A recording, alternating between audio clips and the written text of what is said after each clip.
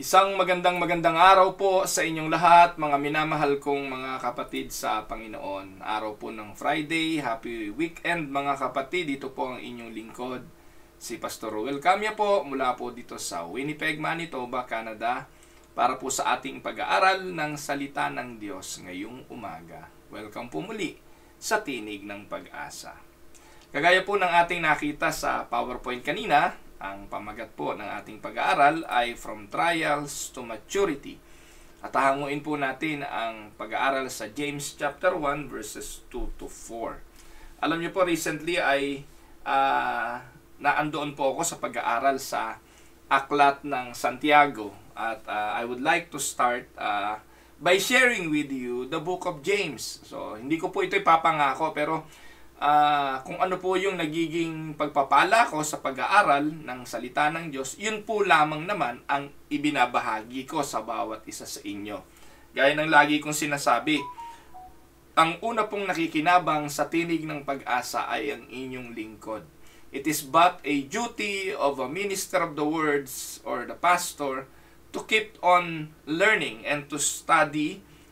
Kasi kung wala ka namang pag-aaralan, wala ka namang ibabahagi, hindi po ba? So, yung leadership ability ng pastor ay dapat po ay nagiging panuntunan ng learning ng kanyang mga tupang pinaglilingkuran. So, the ability of the pastor or the shepherd to lead must be enhanced on a regular basis. Hindi po ako naniniwala na dapat ay tumitigil sa pag-aaral. Ang seminary ng pastor ay a lifetime of seminary work. A lifetime of seminary learning. Hindi po palibasa na tapos na natin yung kurso ng pag-aaral sa seminaryo, tapos na ang learning. No. It is a continuing studies, a continuous learning. Kasi po, ito po yung ating ituturo. Kung wala kang tinanggap, wala kang ibibigay. Kung wala kang natututunan, wala kang ituturo. Ang pastor ay synonymous sa teacher. So, a pastor must be able to teach. He must be a teacher. Kaya yun ang duty ng pastor, hindi po ba? Hindi yung gumawa ng sariling kwento, hindi yung magkwento ng mga kwento ng iba o ng devotion ng iba, kung hindi ang salita ng Diyos. Ito yung ating mandato. Ang mandate natin is to teach everything, sabi ng Panginoon, that I commanded you to do. Bahagi yun ng Great Commission. At ito pong aklat ni Santiago ay very practical. Napakarami pong mga bagay na matututunan tayo rito. Bagamat yung iba ay merong sila dyan, meron silang bias kay James. At yung ibang mga preacher, they don't want to preach more on James kasi nga po hindi daw masyadong mag-gospel ito. Hindi raw po siya masyadong nagtuturo tungkol sa ebanghelyo at doon sa mga biyaya ng Diyos. Pero makikita po natin sa kabila ng mga bagay na yon na sinasabi lang kahinaan ng Aklat ng Santiago, punong-puno naman ito ng mga bagay na may kinalaman sa pamumuhay bilang Kristiyano. Papaano tayo mamumuhay ng may kabanalan. Kaya dahil isinama ito sa banal na kasulatan, we cannot disregard this. We need to study this. And we need to learn from what the brother of Jesus in the flesh, which is James. Kapatid po ng Panginoon niya sa laman, ano po? Or rather, pareho sila ng nanay ni Jesus. Anak po yan ni Maria. Kaya po mga kapatid, hindi po totoo na si Maria walang anak. Si James po ay anak yan ni Maria na nanay ni Jesus. Ewan ko bakit yung iba talagang pinipilit i-deny yung mga bagay na yun. But his history reveals that James was a brother of Jesus in the flesh. So, atin po itong pag-aralan at tingnan po natin kung anong sinasabi ng aklat ni James chapter 1. Simulan po natin sa chapter 1 verses 2 to 4 po ang ating tatalakayin ngayong araw. Sinimulan po ni James ang kanyang aklat sa pagpapakilala kung sino siya. Yun po yung nasa verse 1. And then, nung naipakilala niya kung sino siya, sabi niya si James, alipin ng ating Panginoong Hesukristo. Pagkatapos pong i-introduce kung sino ang writer, sinabi po ni James, ang unang-unang binanggit niya sa kanyang mga mambabasa ay ito. Consider it pure joy, my brothers and sisters, whenever you face trials of many kinds. Because you know that the testing of your faith produces perseverance. Let perseverance finish its work so that you may be mature and complete, not lacking anything. Ayan. So we're going to see this declaration from James concerning our trials. Sinimulan niya po ang aklat sa pagpapaalala sa mga kapatiran na merong trials. Inevitable. Hindi natin maiiwasan. Pero anong attitude pagdating po sa mga trials ng buhay? Magmumukmok, madidepress, magtatakas, magre-rebelde, magre-reklamo. Ano ba ang dapat? So we have here this seemingly odd command from James. At least an odd command when we think naturally, because every time we face trials, we don't rejoice. Sino ba naman ang binigyan na ng trials? May problema na ang buhay, nagsaya pa. So James here gives us this statement that is counterintuitive. Ang termino po dapat dyan ay counterintuitive to the way that we normally think. Because ideally, or hindi ideally, normally, when we have trials, ang ating nagiging reaksyon ay nalulungkot, hindi nagagalak. Pag may problema, ay ayaw natin ng trials. Most of the time, we break down when trials comes our way. But we are going to look at this progression of thinking that James takes us through. But una, we hear from James that first, Christian living, and this is the reality, will leads to trials. Yan po yung unang-unang makikita natin sa talatang ating pinagbubulay-bulayan. Nakita po natin sa verse 2, ang sabi niya, consider it pure joy. Laktawan muna natin yon. Ang sabi diyan, you face trials of many kind. So whenever, so yung word na whenever, so James says in this text, for us to consider it a great joy whenever as Christians experience trials. Not if we experience trials, but whenever. Look at the word, whenever. Hindi po sinasabi ni Santiago na kung magkakaroon tayo ng trials, kung hindi sa bawat pagkakataon. One of the most difficult parts of being a Christian is the fact that becoming a follower of Christ does not make us immune to life's trials and tribulations. And this is in contrast sa mga prosperity preachers ng panahon natin. This is in contrast sa mga turo ni Eddie Villanueva, ni Mike Velarde, na nangangatal-ngatal na si Mike Velarde, bubulahin pa yung mga miyembro, repeat after me. Magbabasa ng verse, tapos sasabihin niya, i-claim nyo tong verse na to. I will be healed. I will be healed. Paulit-ulit. Siya nga, nangangatog-ngatog na. Pangangakuan niya yung kanyang mga listener, pangangakuan yung kanyang mga taga-sunod, nagagaling sila, yayaman sila, aasenso sila, magkakapera sila. Yun yung prosperity, health, and wealth preaching ng panahong ito. Pero ang sabi ni Santiago ay yung praktikal. Ikaw bilang followers ni Christ, ikaw bilang believer, ikaw bilang disipulo, ay hindi immune. Hindi ka immune sa pagkaputol ng kuryente kapag wala kang pambayad. Hindi ka immune sa pagka-layoff ng trabaho pag nagsara kumpanya. Hindi ka immune sa suliranin ng usaping mag-asawa. Hindi ka immune sa inflation rate, sa pagbaba ng presyo o pagtaas ng presyo ng mga bilihin. Immune ka ba pag tumaas ang gasolina? Immune ka ba pag nagtaas ang presyo ng pamasahe? Hindi ka immune sa mga bagay na yan. We all experience those things in life. Hindi natin to matatakasan.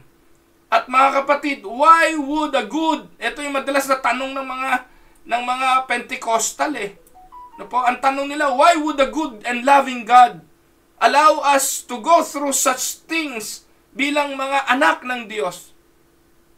Kaya ang turo nila, hindi, bilang anak ng Diyos, ikaw ay dapat pinagpapala. Ang kahirapan ay sumpa. Kapag ikay may karamdaman, yan ay parusa ng Diyos. Parating ganon. Hindi ba nila naisip na sa sinasabi ni Santiago, pwedeng ang trials, ang karamdaman o anumang tribulations ay daanan para sa pagtatagumpay, ay daanan para sa promotions, ay daanan para lalong pagpalain ng Diyos. Pero ang tanong nga nila ay, why would the loving God allow us to go through such things? Katulad ng kamatayan ng mahal sa buhay. Ito ay matindi. Pag may namatay na mahal sa buhay, talaga namang ang luksa. Parang kawalan na ng pag-asa. Makikita po natin yung iba. Isama mo na ako. Gusto ko na rin mamatay. Para bang katapusan na rin ang buhay niya. Marami pong ganun eh. Nag-iiyak na nag-iiyak pag namatay yung asawa. Naglulupasa eh. Pero paglipas ng ilang buwan, tumatanggap na rin ang manliligaw. O kaya nanliligaw na rin ng iba. No, minsan minsan po hindi po nauunawaan ng mga mananampalataya na bahagi ng buhay ang mga masasakit na karanasang ito. Nagkakaroon ng karamdaman, nagkakaroon ng injury, nagkakaroon ng paglisa ng mahal sa buhay, nagkakaroon ng financial hardship, nag-aalala at natatakot. Surely, if He loved us, He would take all these things away from us. After all, doesn't a loving God who loves us mean He wants our life to be easy? And He wants our life to be comfortable? Gagamit pa ng mga talata yung mga Pentecostal, paborito niyan, John 10:10. Na sinasabi po na ako'y naparito para bigyan kayo ng buhay at buhay na masagana. And those are always in reference saan? Sa mga material at physical wealth. Pero hindi ganoon. Ang buhay na masagana ay ano? Yung hatid ng ating Panginoon. Ano yung buhay na masagana doon? Espiritual ang pinag-uusapan doon. Zoe life, the Zoe kind of life ay espiritual. Yung abundant life na yon ay usaping espiritual. Na dati tayong patay sa ating espiritu, dumating ang buhay, binigyan tayo ng buhay, at tayo ngayon nabubuhay na sa spiritual na kalagayan. Physical, hindi yun ang pinag-uusapan. Buhay ka naman physically eh. Nakuha niyo po? Hindi ka naman patay physically. Naparito ang Panginoong Hesukristo para bigyan tayo ng buhay. Spiritual yun, because spirituality speaking, we are all dead spiritually. Pag iyon po ay tinalakay ni Mike Bilarde, ni Eddie Villanueva, at ng mga pastor na Pentecostal, lagi sasabihin nila that was in reference sa mga bagay na material, sa mga bagay na physical. Kaya pag may trials ka physically, may problema ka financially, nalulungkot ka dahil pumanaw ang mahal mo sa buhay, may mga suliranin ka sa trabaho, may karamdaman ka, ibig lang sabihin, may problema ka sa iyong relasyon kay Kristo. Pero hindi ganon. Kasi kung ganon, kawawa naman si Pablo na may tinik sa laman na hindi pinagaling. Kawawa naman si Job na kung saan nawala ang lahat ng mga mahal niya sa buhay, nawala ang lahat ng kanyang ari-arian. At ang mga mananampalataya in the first century na pinersecute yung mga disipulo, lahat sila'y namatay ng napakapangit na kamatayan. Can you imagine, follower ka ni Jesus and then hahatiin ka sa gitna? Ibibitin kang patiwarik. Iuhulog ka sa kumukulong langis. Those are the things na na-experience ng unang mananampalataya for following Christ. So the Bible clearly teaches, mga kapatid, that God loves those who are His children. Pero doon sa pag-ibig na yon ng Diyos, kumikilos ang Diyos. Iba't ibang paraan, iba't ibang mga kalagayan at karanasan. Hindi laging maalwan at maganda, emotional, physical, material.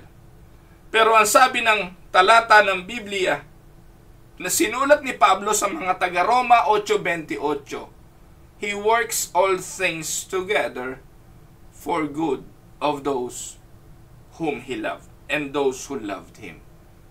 Amen? So that must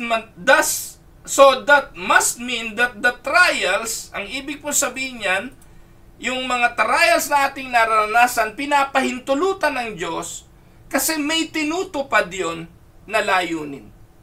God allows trials and tribulations in our lives because it has a divine purpose. Yung tribulation may tinutupad. Tandaan po ninyo, hindi ka padadaanin sa mga trials, persecutions at hirap ng buhay dahil ikaw ay pinahihirapan o napagtitripan lang ng isang Diyos na nagpa-power trip. No. Tandaan na ang lahat ng mga karanasan sa buhay, gaano man kasakit, ay may tinutupad na layunin. It has a purpose.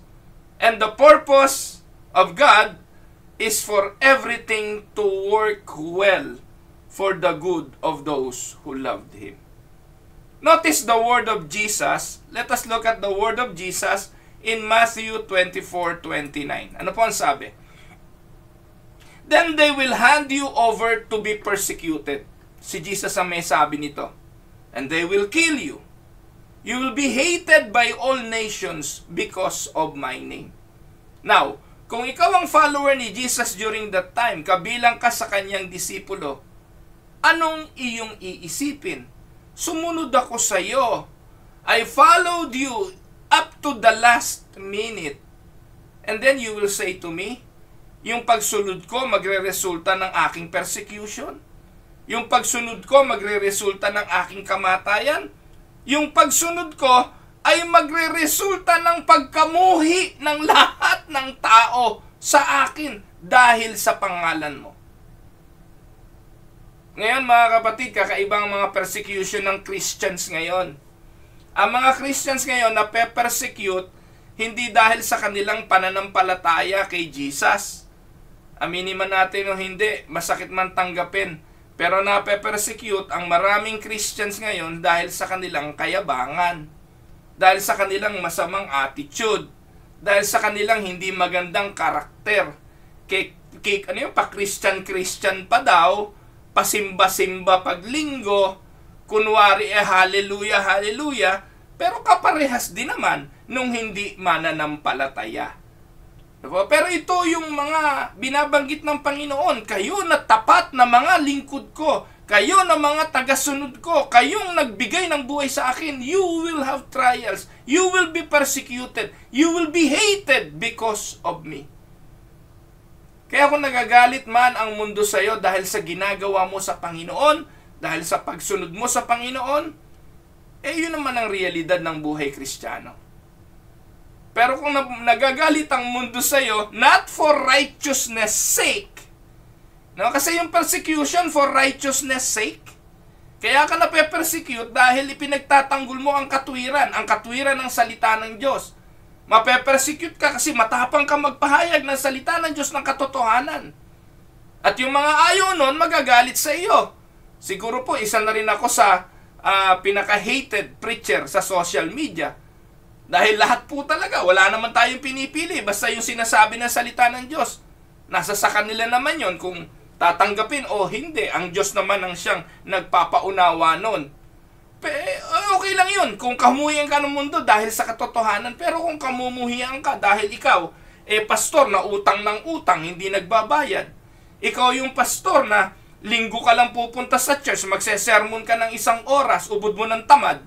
Ikaw yung pastor na kung ano-ano pinagagagawa mo sa halip na salita ng Diyos, kamumuhian ka, hindi dahil persecuted ka bilang follower of Christ, kung hindi dahil yung attitude mo ng katamaran. Marami pong ganun Hated, persecuted, not because of righteousness, kundi dahil sa masamang ugali. Tapos yung mga kasamahan mo sa trabaho, galit sa'yo. Sasabihin mo, persecution yun. Kaya naman pala galit sa'yo, dan tamad mo sa trabaho. Wala kang makasundo sa trabaho, hindi dahil ayaw mong umayon sa takbo ng sanlibutan, kung hindi, napaka-chismosa mo, lahat ichinismis mo o chismoso ka. Lahat siniraan mo, para ka lang ma-promote, nayayapa ka ng tao. So, hindi po iyon ang persecution at hindi iyon ang trials na binabanggit ng Panginoon dito. Yun po yung consequences ng maling attitude, consequences ng maling karakter bilang Kristiyano. Ang binabanggit dito, yung namumuhay ka sa pagsunod. Namumuhay ka sa paglakad ayon sa kalooban ng Diyos. Ikaw ay sincere, devoted, committed, follower of Christ, and in spite of being committed, devoted follower, makaka-experience ka pa rin ng trials of many kinds. Yun po ang sinasabi rito ni Santiago. At sa John 15:18, ano po ang sabi? If the world hates you, understand that it hated me before it hated you. Ang sabi ng Panginoon dito, kung nagagalit man, sorry, kung kinamumuhian man kayo ng mundo, huwag niyong kalimutan, dapat ninyong maintindihan na kinamuhian muna ako bago kayo. Tanong, bakit ba kinamuhian si Jesus? Dahil ba si Jesus chismosa? Dahil ba si Jesus sip-sip sa employer? Dahil ba si Jesus ay nayayapak ng ibang tao? Dahil ba si Jesus ay nangangalunya at may asawa pang iba? Dahil ba si Jesus ay lasinggero? Dahil ba si Jesus ay sugarol? Dahil ba si Jesus ay hindi mabuting kapwa? Si Jesus ay hindi maayos na kapitbahay? Hindi po siya kinamuhian ng mundo dahil sa mga bagay na yon. Pero yung mga nagsasabing Kristiyano sa panahon natin ngayon, kaya kinamumuhian dahil sa hindi tamang pag-uugali. Jesus was hated because He was doing right. At kung kayo ay makaka-experience ng trials, makaka-experience ng persecutions, may suliranin ka sa pagsunod sa ating Panginoon. Ang sabi ni Jesus, rejoice in your trials. Bakit? Yun po yung ating pag-aaralan isa-isa. No po? So, listen to the word of the Apostle Paul. Si Pablo may sinabi kay Timoteo. Sabi po niya, in fact, all who want to live a godly life in Christ Jesus will be persecuted. Paalala po ni Pablo kay Timoteo sa second letter of Paul to Timothy, chapter 3, verse 12. All who want to live a godly life in Christ Jesus will be persecuted. So the point is that the Bible clearly demonstrates that Christian living leads to trials. Ulitin natin, Christian living leads to trials. Ang pamumuhay Kristiyano ay parte ng ating pagiging mananampalataya kay Kristo. So maganda yung sinabi ni Pastor Don Cullados, trials is part of Christian growth. Po? So we are certainly not to seek our trials, but we are to expect them.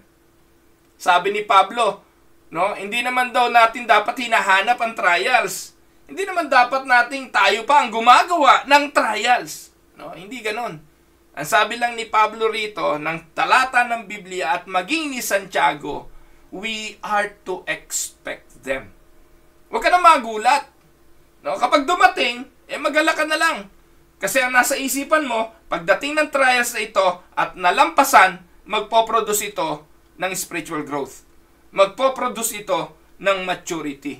Ang kasunod nito, promotion is spiritually. Amen? So we not only, sabi diyan, not only should we expect it, but James says to count it all joy when we suffer these trials. Now, ang tanong, why should we rejoice in our sufferings? Bakit tayo dapat magalak? Ito yung susunod na tanong na ating sasagutin. Ang sabi po ni Santiago sa verse 3, trials lead to endurance. Take note, ang buhay Kristiyano ay nagre-resulta ng mga trials. Ang pagsunod sa Panginoon ay, ang Christian living leads to trials. Pero bakit tayo kailangan dumaan doon? Kasi trials lead to endurance. Ayun ang sabi ng verse 3. Because you know that the testing of your faith produces perseverance. Endurance ang term na ginamit sa ibang translation. We learn from James that the difficult times that we experience as Christian are ultimately helpful. Kung alam lang natin mga kapatid na ang lahat ng bagay ay makakatulong, di sana hintayin nating dumating yon and then bring it on. Salubungin natin ng may galak. Pero yun po talaga ang katotohanan. Kaya sinasabi po rito ng Panginoon sa pamamagitan ni Santiago, pag may trials ka, i-welcome mo na may kagalakan. Kasi sigurado, yung pagsubok na yan, yung trials na yan, will produce perseverance. It will produce something. Yes, it may not produce material things. It may not produce healthy living. It will maybe not produce good relationship with those people around you. Pero ang sigurado, may matututunan ka at ang matututunan mo ay ang magtiis. Walang guarantee na mariresolve yung trials mo ngayon. Kung ang trials mo ay conflict sa iyong asawa, hindi na kayong magkasundo, maaaring humantong din yan sa paghiwalay, diborsyo o annulment. Walang guarantee na pag pinag-pray ka ng pastor, magkakasundo kayo. Nako, ang dami ko na pong pinag-pray, naghiwalay din. Ang dami ko na pong ipinanalangin na magkaayos, di rin nagkaayos. Wala naman ako magagawa, wala naman ako sa gitna ng relationship nila. Wala naman akong karapatang magpasya para sa kanila. At minsan, ginagamit na lang po ang counseling para ma-justify kung sino ang mali at kung sino ang tama. Pero in reality, kapag kayo'y nag-away, naghiwalay kayo, pareho kayo mali. Hindi po pwedeng isa lang ang mali. It always takes two to tango. At ganun po, at walang garantiya na laging maayos ang human relationship. No? At humahantong minsan talaga sa masasalimuot na karanasan ng buhay. Pero sa lahat ng iyon, mga kapatid, sinabi ni Santiago, it will produce something. Meron tong tinutupad. At ang isa sa tinutupad nito ay ang bigyan ka ng endurance. Tingnan po natin ang sabi ni Pablo sa Romans chapter 5, verse 3 to 5. Si Paul, ang sabi niya, not only so, but we also glory in our sufferings, because we know that suffering produces perseverance. So can you imagine, si James at saka si Paul, parehas lang nasa isipan. Parehas sila ng pagkaintindi. Pagkatapos, dito kay Pablo, mas elaborative kasi ito pong si Pablo talaga mas matalino to kasi iskriba, no po? At siya po talaga ay aral, no po? Aral po siya sa mga pananampalatayang Hudyo, persecutor nga ito dahil sa kanyang kahusayan sa pangangaral ng pananampalatayang Hudyo. So ang sabi ni Pablo, no, aside from saying that the suffering will result into production of perseverance, sa verse 4 ang sabi niya, yung perseverance magpo-produce ng karakter. At yung karakter magpo-produce ng hope. And hope, if you have, it does not put us to shame. Because God's love has been poured out into our hearts through the Holy Spirit who has been given to us. Can you see the progression? Yung trials ang nag-produce ng perseverance, yung trials nag-produce ng perseverance, ang perseverance magpo-produce ng karakter.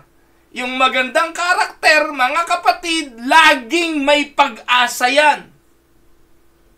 Yung karakter na tama, laging may pag-asa yan. Kaya laging nakadepende yan sa karakter. Naalala niyo po ba yung 12 espiya na sinugo ni Moses para tiktikan ng lupang pangako? The 12 spies went there. Lahat naman sila may tapang, lahat sila may courage. Nakapasok nga sila eh. Lahat sila may kahusayan, natiktikan nga nila yung lupang pangako eh. Nakasurvive sila sa pagtira doon. Nakapagnakaw nga sila ng mga produce ng mga naninirahan sa lupang Kanaan. Nakapag-uwi sila ng ubas na isang buwig lang, 2 tao ang nagbuhat. Ganon sila kahusay. Ganon silang kahusay, surveyor ng lugar. Pero hindi naman sila pinadala doon bilang surveyor, hindi real estate agent, hindi sila pinadala doon bilang agriculturist. Pinadala sila doon para i-challenge ang kanilang bayan na pasukin ang lupang pangako. But the difference are the character. Pagbalik nila doon, ang nakita nila ay ang problema, hindi nila nakita ang Diyos at ang kamay ng Diyos na kasakasama nila mula pa sa loob ng Ehipto, sa kanilang paglabas, sa kanilang paglalakbay, hanggang sa makarating sila doon sa boundary ng pagpasok sa lupang pangako. 10 of them doesn't have the character, and that character produces hope. Yung 10, nung sinabi nila, yung report nila na negative, pinakinggan sila ng mga tao at ang sabi nila, no, tigilan na natin. Hindi natin kaya. Yun ang karakter eh. Walang ipoproduce yun na pag-asa. Pero si Joshua at si Caleb, yung karakter nila, hindi, sa tulong ng Diyos. Pumasok tayo, kaya natin yun. And that character that came from persevering in trials, that produce hope. Yun ang faith eh. At ang sabi dyan, the hope that you have will not put you to shame. Dahil walang pag-asa yung 10, anong sabi ng Diyos sa kanila? Kayong lahat, hindi lang kayong 10, pati kayo na lumabas sa Ehipto, lahat kayo mamamatay. 40 years, lahat sila namatay. Maliban sa 2 na may pag-asa. At ang sabi ng Diyos, silang 2 ang makakasilip ng lupang pangako. Ang resulta nga po, it was Joshua and his leadership ang siyang nanguna sa pagpasok ng bansang Israel. The new generation of Israel. Mga batang Israel na, kasi lahat ng lumabas patay. Maybe around 2 million people. At yung nandun, napapasok na sa lupang pangako, na pinamili ni Josue, maglingkod kayo, sumunod kayo, mamili na kayo ng Diyos kung sino gusto nyo, pero ako, at ang aking sambahayan, kay Yahweh kami maglilingkod. Hindi kay El Elyon. Pareho lang yun. Si El Elyon at si Yahweh, isang Diyos lang yun. Huwag niyo paniwalaan si Ed Lapis na yung Yahweh ng Israel, yung Yahweh ni Joshua ay masamang Diyos. No? Kalokohan ni Ed Lapis yun. Kaya nun pa man mga kapatid, wala dapat kayong katiwa-tiwala dyan kay Ed Lapis. Iba teaching yan. Noon pa sinasabi ko na yan. But anyway, ang sabi niya, we will serve the Lord. Nakapasok si Josue. At si Caleb, namuhay siya ng mahabang buhay.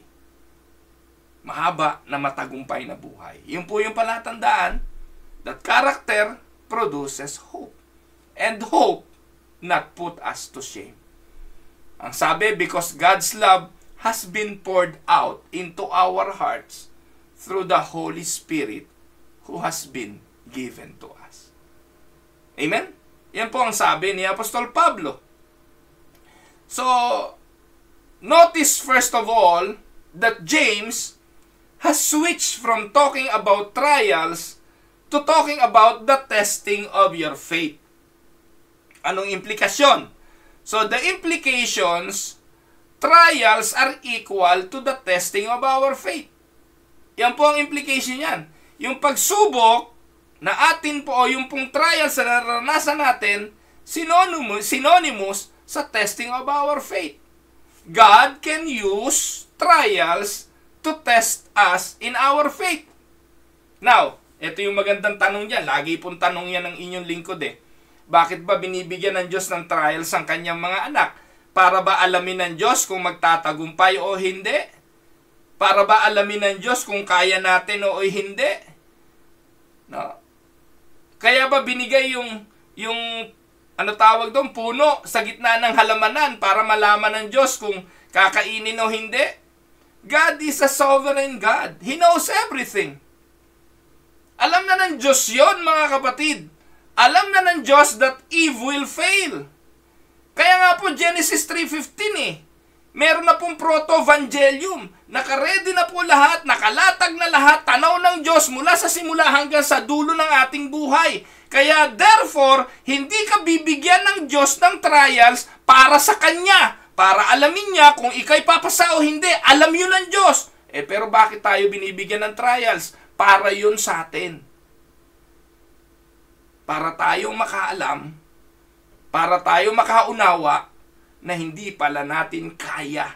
Na sa ating mga sarili, wala tayong magagawa na kung hindi sa tulong ng Diyos at sa Kanyang biyaya, wala tayong kaya. Pati ang production ng ating perseverance na nagpo-produce ng hope ay Diyos ang siyang gumagawa. Amen?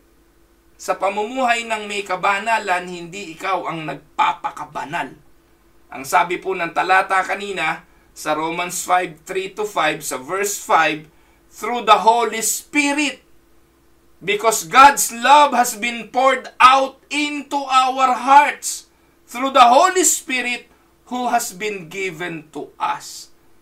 Still, it is the Holy Spirit poured out to us that enables us to overcome trials and difficulties. Kaya ang sagot, bakit pinapahintulutan ng Diyos ang trials? Para ba alamin ng Diyos kung magtatagumpay si Joshua at si Caleb at yung 10 hindi? Para ba tiyakin ng Diyos kung sino sa 12 yung magiging positibo at yung sino sa kanila ang magiging negatibo? Alam na ng Diyos yun. Nakuha niyo po? Batid na yun ng Diyos. He is an all-knowing God. Walang nakakalampas sa Kanya. Pero bakit niya ginawa yun? Bakit niya pinahintulutan yung mga tiktik na pumunta sa lupang pangako at mag-report yung 10 ng negative at yung 2 lang ang mag-report ng positive? Para ipaunawa ng Diyos sa bansang Israel, ito ang majority ng puso ninyo. Ang majority ng puso ninyo ay hindi nananampalataya at nagtitiwala ng lubos sa akin sa kabila ng mga ginawa ko na sa inyo. Only minority of you people believe in me with a trusting heart. And I have proven that through this. Only Joshua and Caleb has the heart for following and obedience of me. Kaya kapatid, ikaw ganun din. Pag may trials ka, yung trials na yon magpapatunay sa sarili mo kung gaano ka nakatibay at magpapatunay sa sarili mo kung gaano kawalan ka rin ng kakayahan. Amen? Kaya whether you pass or whether you fail in your trials, it only proves the result not to God but to you. Kasi ang Diyos alam naman yon. Wala tayong pwedeng patunayan sa Diyos. Alam niya lahat ang ating ginagawa. Walang makapagsisinungaling sa Kanya. Anumang mga bagay ginagawa niya, kahit sa ilalim ng kaipokrituhan, alam niya ng Diyos. Alam ng Diyos ang ating pagkukunwari. Alam natin ba't ginagawa natin ang mga bagay na ito. Ito ba'y para sa Kanya o pakitang tao? Hindi yun nalilingid sa Diyos. Pero tayo, most of the time, hindi natin alam sa ating mga sarili ang ating kakayahan, ang ating kahinaan, at ano yung ating kalakasan. Kaya para mapirmi tayo, tumigil tayo sa ating kahambugan, at para malagay tayo sa tamang perspektibo, anong gagawin ng Diyos? Bibigyan tayo ng trials. Bibigyan tayo ng pagsubok. Sa tingin nyo ba, bakit pinayagan ng Diyos si Satanas na tuksuin si Job? Para ba pagtripan lang si Job? No, hindi. Kasi alam na ng Diyos ang dulo nun. Si Satanas hindi siya all-knowing. Tandaan po ninyo, hindi alam ni Satanas ang isipan ng tao. Hindi niya alam kung anong iniisip ng tao, pero ang Diyos, alam niya lahat. Alam niya na Job will not give in. Alam niya na Job will not curse him. So he allowed Satan to try to try him and test him. Nakuha niyo po? And it produces perseverance to the person being tried. So, James says that the testing of our faith produces endurance. Trials are the means. Siya yung trials may tinutupad. At para matupad, yung trials ang means through which something beneficial happens in the life of a Christian. Not only are trials and testings of our faith meant to benefit us in a way that we develop something that we would not develop without the trials. Tandaan, may mga bagay na matututunan lang kapag dinaanan.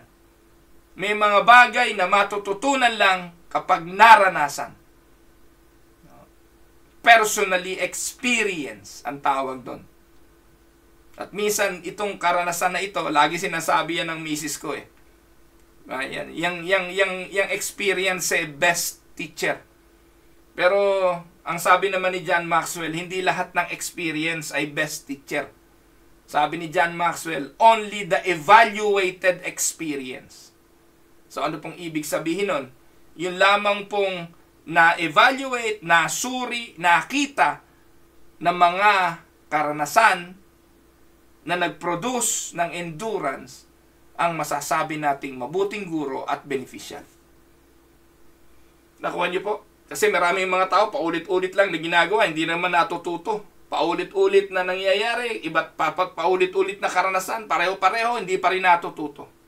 Kasi hindi natututong i-evaluate ang kanyang natutunan sa mga karanasang ibinigay sa kanya. So, makikita po natin na itong trials will lead to endurance at pupunta tayo doon sa pangatlong steps. Ano po? Yung progression, ang sabi po ni James, endurance leads to maturity. Look at verse 4. And let endurance have its full effect. Ano yung epekto ng endurance? Sinabi na po ni Pablo kanina, inunahan na po ni Pablo si Santiago sa ating pag-aaral. By the way, ang inyo pong lingkod ang naglagay ng verse na yon. Ano po? Pero dito makikita natin, kung babasahin lang natin si Santiago, sinabi rin ni Santiago, when endurance have its full effect. Ano yung full effect ng endurance? That you may be mature and complete, lacking nothing. So James says that we are to have joy in the face of trials. Ang tanong, why? Because first of all, trials lead to endurance, and second, endurance leads to maturity. Amen? Ito yung sinasabi ni Pastor Don Collados kanina, yung conclusion na agad. Trials produces maturity. Ano sabi ni Pedro? Kanina si Pablo yung ating kinonsulta. Tingnan naman natin si Peter kung anong sinasabi niya. 1 Peter 1:6-7. In all this you greatly rejoice, though now for a little while you may have had to suffer grief in all kinds of trials. So, si Pablo, si Peter, si James, isa lang ang tono. Pinapayagan niyang trials na yan, pinahihintulutan niya na sa pangkasalukuyan ikay naghihirap sa iba't ibang uri ng pagsubok. But in all this, you greatly rejoice. Why? These have come so that the proven genuineness of your faith of greater worth than gold, which perishes even though refined by fire, may result in praise, glory, and honor when Jesus Christ is revealed. Ang ganda na po. Kaya yan po yung harmony of the principle, harmony of the teachings ng mga epistles. Hindi po nagkokontra-kontrahan ang epistles ni Paul sa sulat ni Peter kay Santiago. Isa lang po, they are in harmony. na yung ating mga pagsubok na pinagdadaanan magpo-produce ng perseverance at pinatutunayan nito ang genuineness of our faith. And it will result to what? It will result in praise, glory, and honor to Christ. That is maturity. Amen? The full effect of endurance is that it leads to maturity. I believe that James wants us to embrace trials because they lead us into maturing into the type of Christians that God created us to be. Amen? Now, here's another way of looking at it. Tandaan po ninyo mga kapatid, you will never be a full Christian without suffering and trials. That may be a crazy statement, but that is what James tells us. Amen? We should not be looking for trials, and we shouldn't cause trials. But we can embrace them, knowing that they lead to endurance, which leads to maturity. Amen? Now, final thoughts. Tandaan po ninyo, bawat pagsubok meron tong kinukuha. Trials take something. And to prove this point, trials are hard because they take something valuable from us. Halimbawa, trials ng pagkawala ng mahal sa buhay. Trials yun. Kasi may kinuha eh. May namatay. May naglaho. May nang-iwan. May nag-abandona. Trials yun. Pag may trials ka, may nawawala sa'yo. May kinukuha sa'yo. Halimbawa, trabaho. Na-lay off ka. Diba? Nawalan ka ng trabaho. Kinuha sa'yo yung trabaho. Kapag may trials ka, may kinukuha. At hindi tayo natutuwa pag may kinukuha sa atin. Hindi tayo natutuwa pag may nawawala. Halimbawa niyan, yung flu. Simpleng flu. May sipon ka ngayon. Dito, ay naku mga kapatid, yung flu sa Pilipinas di pinapansin eh. Kasi tawag natin niya sipon lang eh. Dito po sa Canada, ewan ko, bakit ang flu dito ang tindi? Pag nadali ka ng flu, ang sakit ng katawan mo. Alam niyo ba yung flu sa Tagalog? Trangkaso. Parang kang tirangkahan talaga ng aso, hindi ka makalabas. Ano po? Pag nadali ka ng flu, joke yun, joke. So, pag nadali ka ng flu, ang sakit ng katawan mo, masakit ang ulo mo, flu lang yun. Pero hindi ka makalabas. Ano ang inaalis ng flu? Inaalis nito yung productivity mo. Inaalis nito yung ability mo na makagawa ng bagay na dapat mong gawin, makapasok sa trabaho, mapagsilbihan yung mga mahal mo sa buhay, o anumang bagay na dapat mong gawin. So, flu takes away your productivity.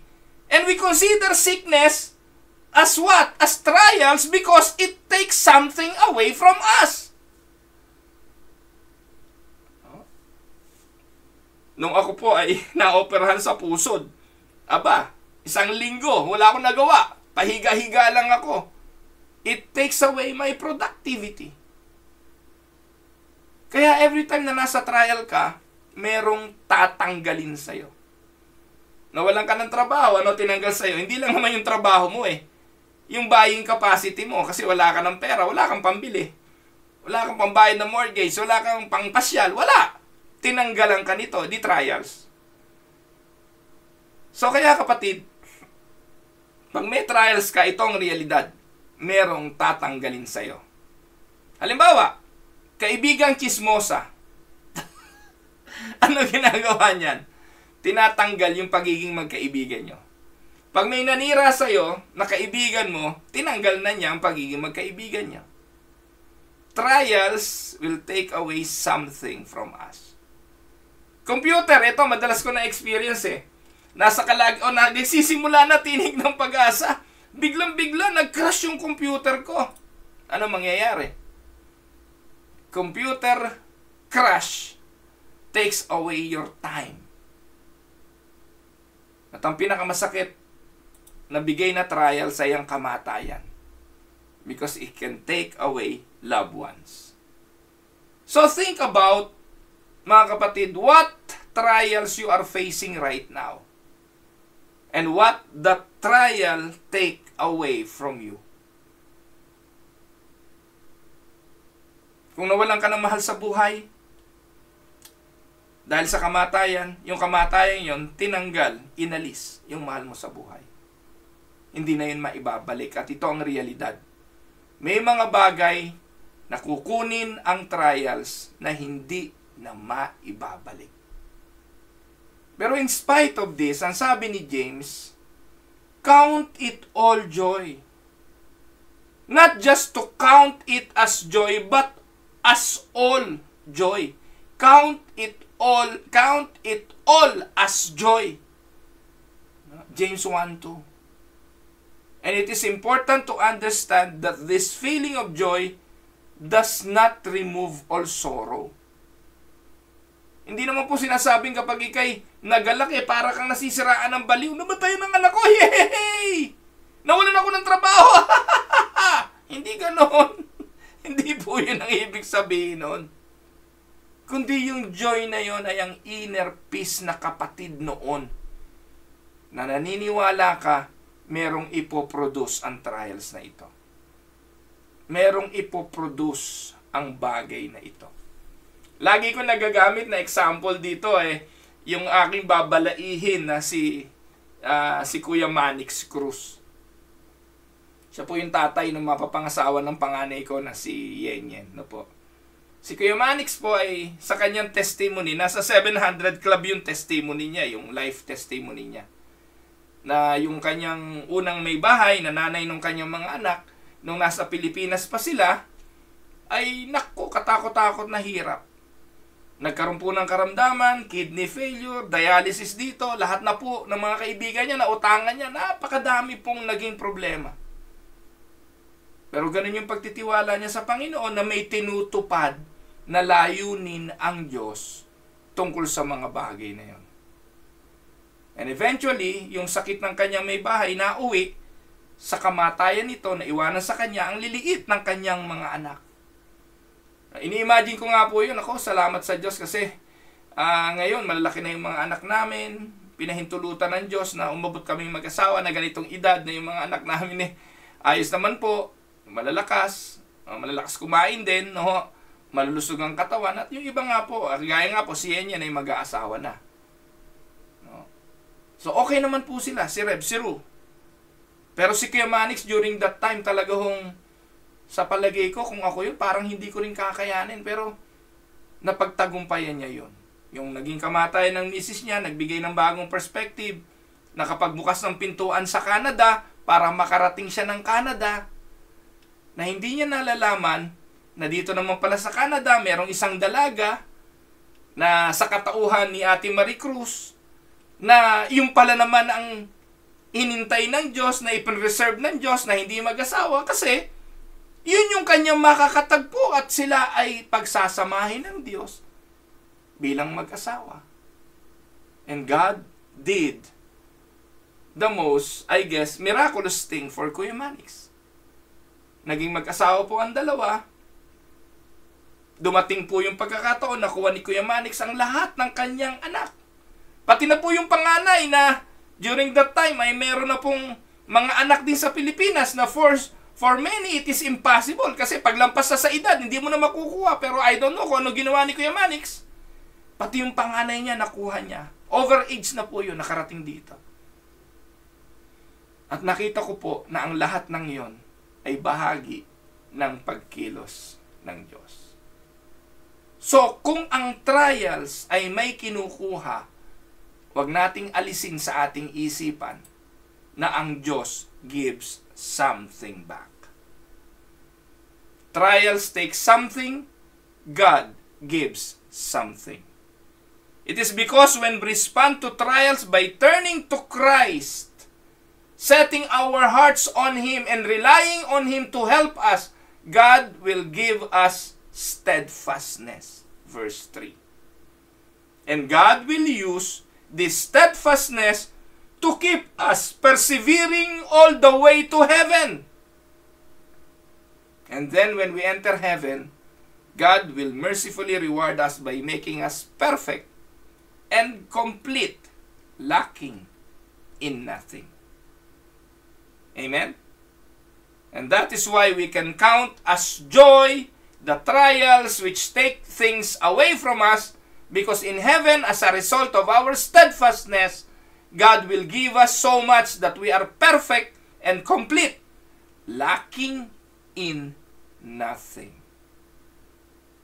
And of course, what God gives is the all-satisfying joy of fellowshipping with Himself through Christ. It is when we are face to face with Him that we will be perfect and complete, lacking in nothing. So ano pong nais ko pang ipaalala, mga kapatid? We consider it joy to experience trials because trials lead to endurance, which leads to maturity. Ganyan lang po yan. Trials, endurance, maturity. So, why do we count trials as joy? Because it makes us more complete. It makes us more like Jesus. Amen? Mga minamahal na mga kapatid, pagpalain po kayo ng Panginoon. Ito po ang inyong lingkod, si Pastor Ruel Camia po, mula po dito sa Winnipeg, Manitoba, Canada. Araw po ng Friday. Happy weekend, everyone! At pagpalain kayo ng Panginoon. Bukas po, magkita ulit tayo. O makikita nyo pala rin ako sa akin pong Bible study sa mga kapatiran sa Japan at sa Pilipinas. Ito po muli ang inyong lingkod para sa Tinig ng Pag-asa. God bless everyone.